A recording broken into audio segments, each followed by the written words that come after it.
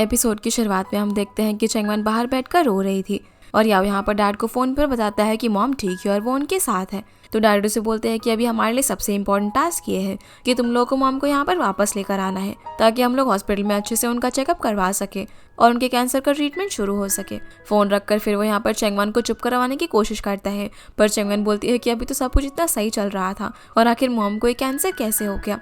पर याओ उसे समझाता है कि कैसे उसे ये सब छोड़कर इस बात पर फोकस करनी चाहिए कि उन्हें अभी मॉम का ट्रीटमेंट शुरू करवाना है। जो सुनकर चेंगवन भी बोलती है कि हाँ तुम सही कह रहे हो, मैं इस वक्त नहीं रो सकती, मैं कुछ भी करके मॉम को वापस लेकर जाऊंगी और उनका ट्रीटमेंट शुरू करवाऊंगी। अब वो अंदर जाकर मॉम की रूम के बाहर बैठ जाती है और इधर याओ मार्केट से कुछ सामान वगैरह लेने के लिए जाता है, जहाँ से वो डैड को कॉल कर देता है और उन्हें बताता है कि कैसे चेंगवन और मॉम की थोड़ी छोटी मोटी नोकझोंक हो गई है। मॉम बिल्कुल भी वापस जाने के लिए तैयार नहीं है, इसलिए वो जाओ और डैड को भी यहाँ पर बुलाता है। दूसरी तरफ मॉम रूम से बाहर आकर चेंगवन को बोलते हैं कि तुम अभी तक गई नहीं यहाँ से। तो चेंगवन बोलते हैं कि जब तक आप यहाँ से नहीं जाना चाहती मैं अभी आपके साथ ही रहूंगी। जो सुनकर मॉम बाहर जाने लगती है तो चेंगवन पूछते हैं कि आप कहाँ पर जा रहे हो। मॉम बताती है कि घर में कुछ भी खाने का सामान नहीं है, इसलिए वही लेने के लिए जा रही हूँ। तो चेंगवन भी उनके साथ जाती है, जहाँ पर वो पहले तो काफ़ी सारे खाने पीने की चीज़ें खरीदती है, लेकिन फिर मॉम बोलती है कि मेरा खाना बनाने का बिल्कुल भी मन नहीं है, इसीलिए बाहर से खाना खरीदते हैं। वो फिर इनके लिए खाना पैक करवाती है जिससे कि वो काफ़ी ज़्यादा स्पाइसी बनवाती है। फिर घर ले जाकर इन दोनों को खाने के लिए बोलती है और बताती है कि यह हमारी विलेज की सबसे ज़्यादा ऑथेंटिक खाना है, जिसे जैसे ही चेंगवन और याओ खाते हैं तो उन दोनों की हवाई ख़राब हो जाती है क्योंकि वो बहुत ही ज़्यादा स्पाइसी था।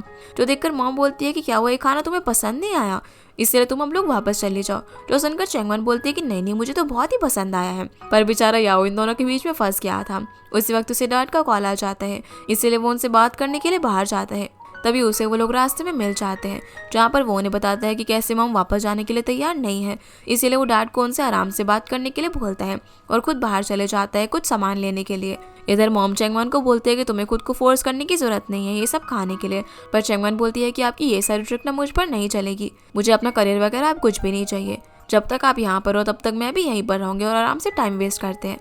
पर तभी वहाँ पर डैड चिल्लाते हुए आते हैं, जिनकी आवाज़ सुनकर मॉम सारा खाना टेबल से उठा लेती है। डैड यहाँ पर मॉम से चिल्लाते हुए बोलने लग जाते हैं कि आखिर तुम ये सब कैसे कर सकती हो।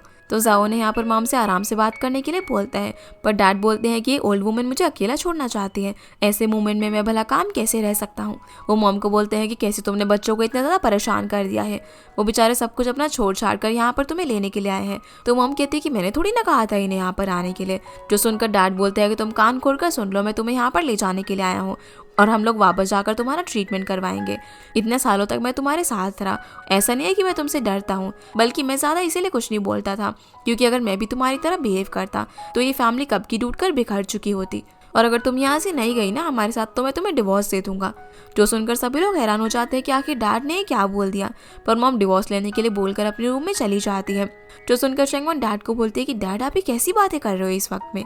तो डैड बोलते हैं कि ये तो मैंने तुम्हारी मॉम को सिर्फ डराने के लिए बोला था और तुम चिंता मत करो, मैं थोड़ी देर बाद उसके पास जाऊंगा, उसका गुस्सा शांत हो जाने दो, फिर मैं उससे बात करूंगा। अब जब चेंगवन बाहर होती है तभी याओ उसके लिए ड्रिंक लेकर आया था क्योंकि उसने बहुत ज़्यादा स्पाइसी खाना खाया था। याओ उससे पूछता है कि अंदर बातचीत कैसी चल रही है। तो चेंगवन बताती है कि असल में मॉम बहुत ज़्यादा डरी हुई है, लेकिन वो हमारे सामने ये चीज़ दिखाना नहीं चाहती और वो अभी भी हमारे साथ जाने के लिए नहीं मानी है, वो बहुत ज़्यादा ज़िद्दी है। लेकिन अब डैड यहाँ पर आ गए हैं तो एटलीस्ट जो अपने मन की बात है वो उनसे शेयर कर सकती है। जिसके बाद डैड मॉम से बात करने के लिए जाते हैं, जहाँ वो उनसे पूछते हैं कि क्या तुम मुझे सच में डिवोर्स देना चाहती हो। तो मॉम बोलती है कि अगर मैं इस बीमारी से बच गई तो मैं अपना टेम्पर चेंज कर लूँगी, लेकिन अगर मैं मर जाऊँ तो मुझे मिस मत करना, तुम्हारे आगे अभी काफ़ी लॉन्ग लाइफ है, तुम अपने लिए एक अच्छी सी पार्टनर ढूंढकर उसके साथ रहना, उसका ख्याल रखना और उसके साथ खुश रहना।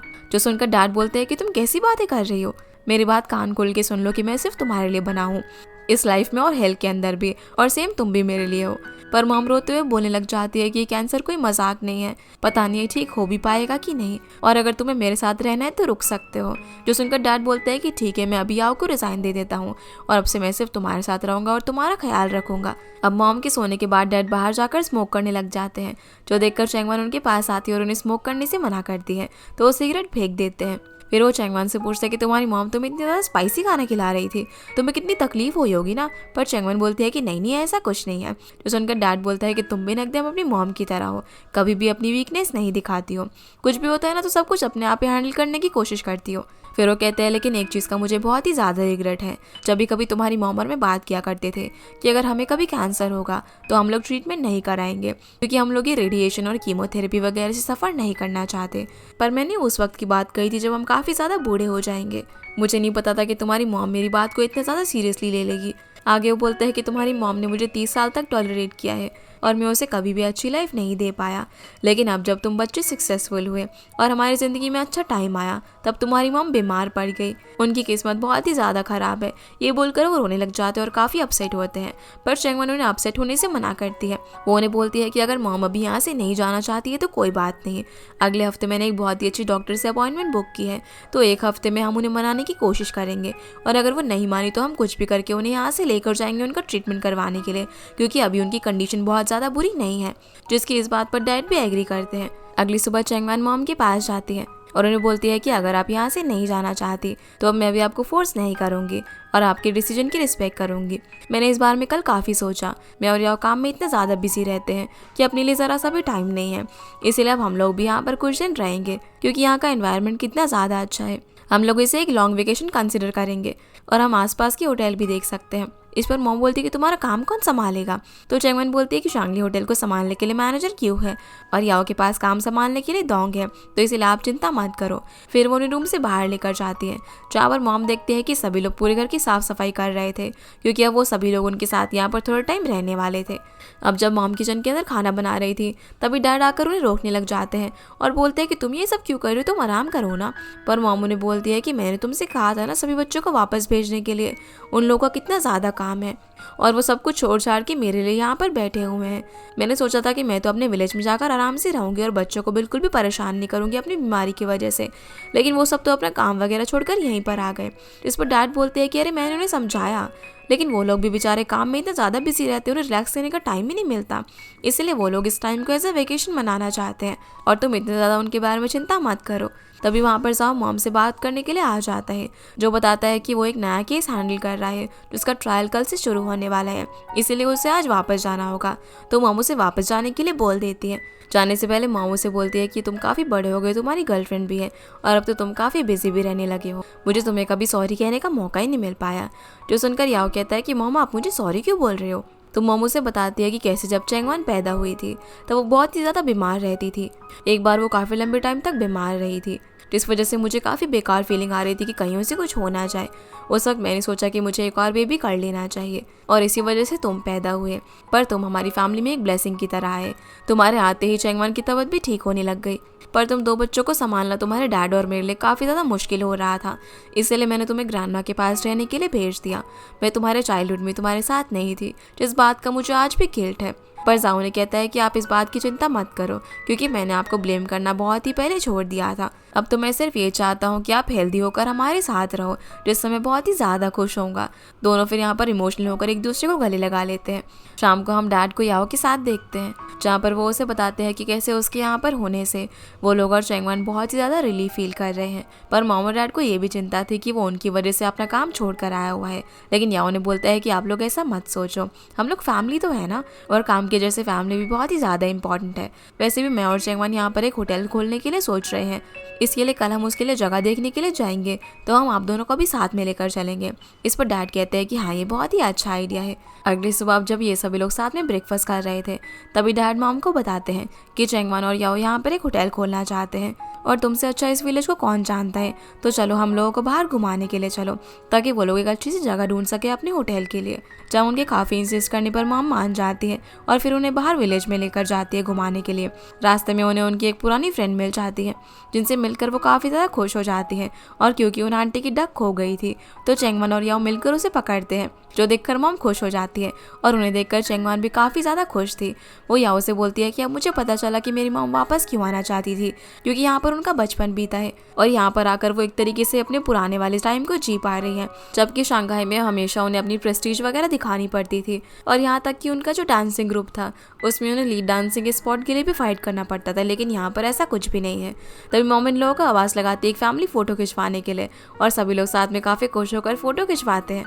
इसके बाद ये लोग मॉम को उनके विलेज के एक होटल में लेकर जाते हैं जहाँ पर ये लोग वहाँ की सारी ऑथेंटिक क्यूजिन्स ऑर्डर करते हैं। लेकिन मॉम जब उस डिश को ट्राई करती है तो बताती है कि ये तो बिल्कुल भी ऑथेंटिक नहीं लग रही है और बताती है कि कैसे वो इस डिश को मिस फांग की शॉप पर खाया करती थी। उसका टेस्ट उन्हें आज भी याद है और अब पता नहीं वो स्टॉल लगाती भी होंगी या फिर नहीं।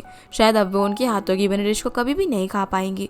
जो सुनकर चैंगमान और याओ अगले दिन मिस फांग का स्टॉल ढूंढने के लिए निकल जाते हैं, जहाँ उन्हें पता चलता है कि वो फिश का स्टॉल तो नहीं लगाती बल्कि उन्होंने अपनी केक शॉप ओपन कर ली थी। वो एक लेडी से पूछकर मिस फांग के घर तक पहुंच जाते हैं, जहाँ चैंगमान उन्हें बताती है कि उसकी मॉम इसी विलेज में रहा करती थी, लेकिन अभी उनकी तबीयत खराब है और उन्हें मिस फांग के हाथों की बनी फिश खानी है, तो क्या आप प्लीज़ हमारे लिए फिश बना सकते हो। पर वो लेडी बताती है कि मैं मिस फांग नहीं हूँ, मैं उनकी बेटी हूँ। वो फिर इन दोनों को अंदर लेकर जाती है, जहाँ पर ये देखते हैं कि मिस फांग को पैरालिसिस आ गया था, ना तो वह बोल सकती थी और ना ही चल सकती थी। तो चैंगमान उनकी बेटी से पूछती है कि क्या आप हमारे लिए वो डिश बना सकती हो, पर उन्हें भी वो डिश नहीं बनाना आता था। इसलिए याओ चैंगमान को यहाँ से चलने के लिए बोलता है, लेकिन जैसे उस लेडी को पता चलता है कि इसका नाम चैंगमान है तो वो उससे पूछती है कि क्या तुम वान्यू की बेटी हो। इस पर चैंगमान बताती है कि हाँ, मैं उन्हीं की बेटी हूँ।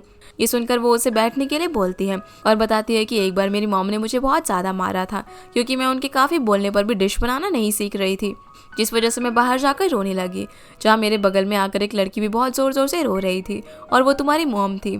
इसीलिए हम लोग एक दूसरे के गले लगाकर रोने लगे और उसी वक्त से हम दोनों बेस्ट फ्रेंड्स बन गए थे। जो सुनकर चैंगमान पूछती है कि आखिर मेरी मॉम क्यों रो रही थी, तो वो लेडी बताती है कि उस वक्त हमारे गाँव में कुछ लोग आए थे जो कि ओपेरा स्कूल ले जाने के लिए बच्चों को सिलेक्ट कर रहे थे। तुम्हारी मॉम का सिलेक्शन उसमें हो गया था, लेकिन उसके पास पैसे ही नहीं थे उस स्कूल को ज्वाइन करने के लिए। जो सुनकर याओ और चैंगमान दोनों ही हैरान हो जाते हैं कि उनकी मॉम सिंगिंग के अंदर कितनी ज़्यादा टैलेंटेड थी। वो बताती है कि कैसे उसकी मॉम पढ़ भी नहीं पाई थी, वो शंघाई जाना चाहती थी, इसलिए मेरी मॉम ने उन्हें एनकरेज किया कि वो शंघाई जाए और अपनी सिंगिंग पर फोकस करे।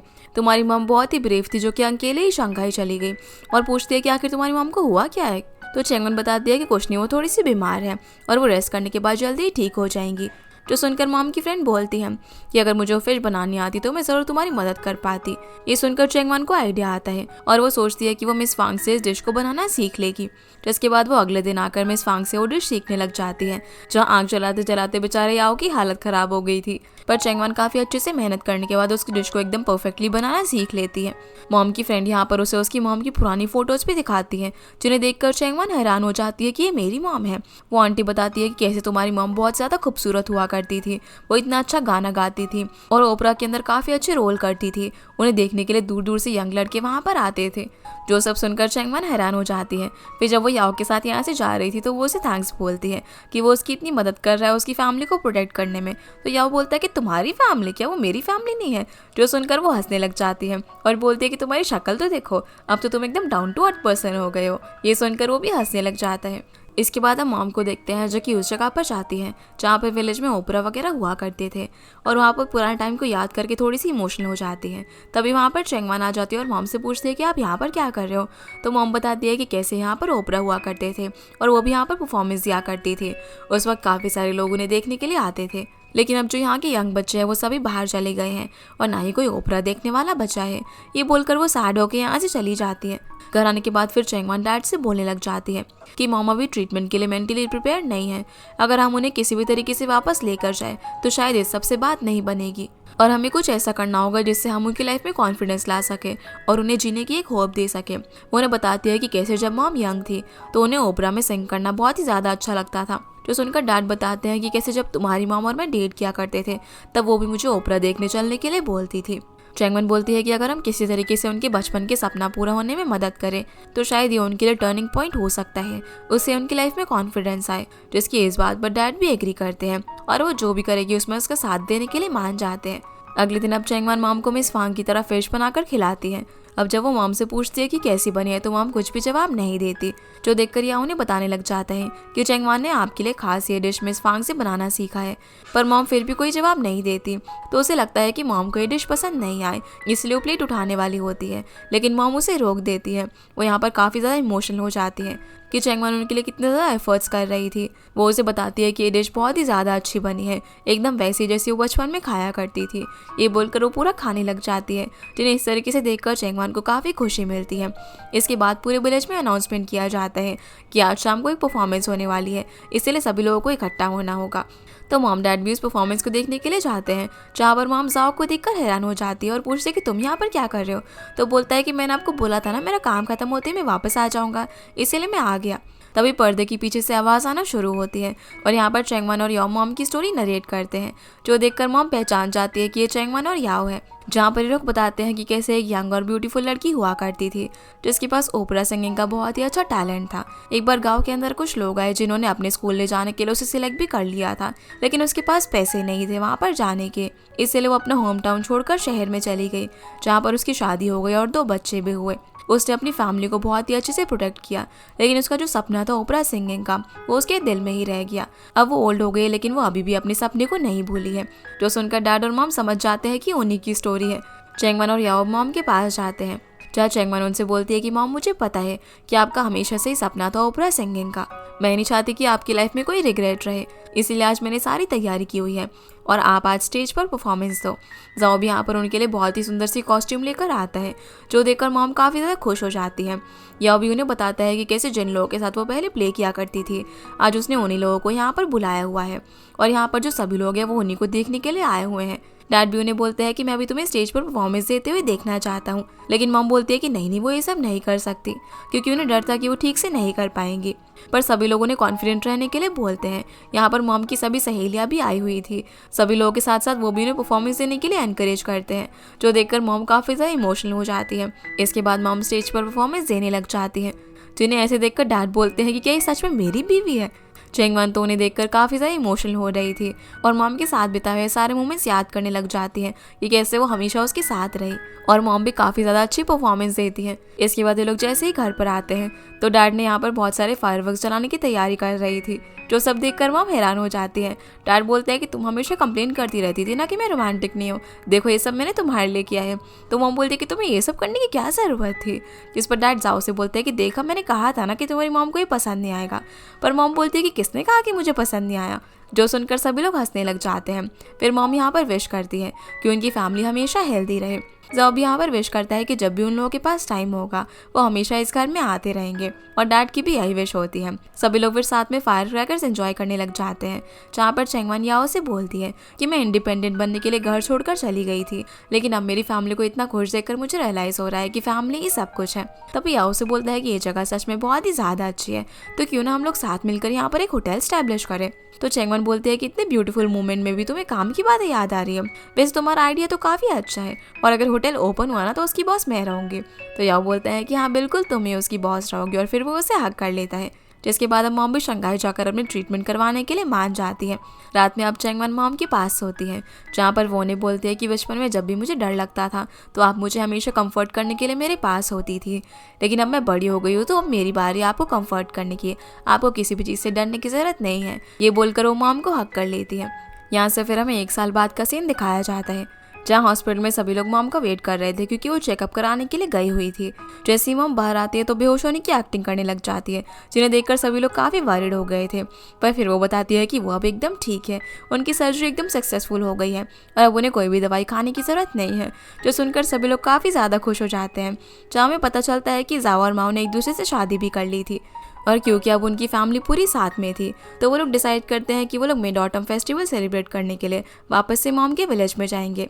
विलेज में जाकर चेंगवान और याओ सबसे पहले अपना होटल की ओपनिंग सेरेमनी करते हैं, क्योंकि वहाँ पर उन्होंने एक बहुत ही अच्छा होटल स्टैब्लिश कर लिया था, जो कि याओ और चेंगवान के होटल ने मिलकर बनाया था। चेंगवान बताती है कि उनके होटल का थीम है पेरेंट्स लव, क्योंकि जब वो 1 साल पहले यहाँ पर आई थी तब उसे फैमिली की इंपॉर्टेंस पता चली, और बोलती है कि कैसे वो लोग चाहते हैं कि सभी लोग अपनी भाग दौड़ भरी ज़िंदगी से थोड़ा सा टाइम निकाल कर अपनी फैमिली को दे, क्योंकि वही सबसे ज़्यादा इंपॉर्टेंट है।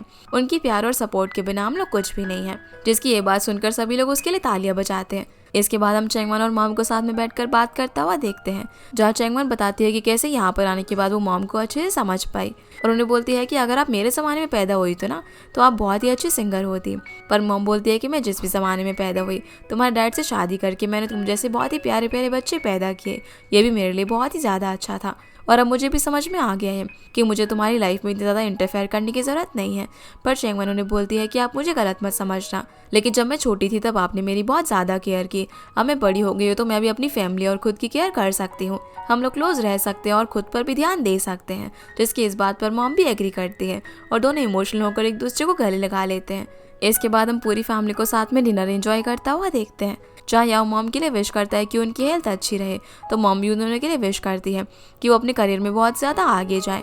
डैड भी यहाँ पर माँ और साओ को कॉन्ग्रेचुलेट करते हैं उनकी शादी के लिए और दिंग को अपनी फैमिली में वेलकम करते हैं। लेकिन मॉम फिर यहाँ पर चैंगवन को बोलने लग जाती है कि अब तो जाओ ने भी शादी कर ली है, वो तुमसे छोटा है, तुम दोनों कब शादी कर रहे हो। जिस पर याओ बोलता है कि मैं तो हमेशा से ही रेडी हूँ।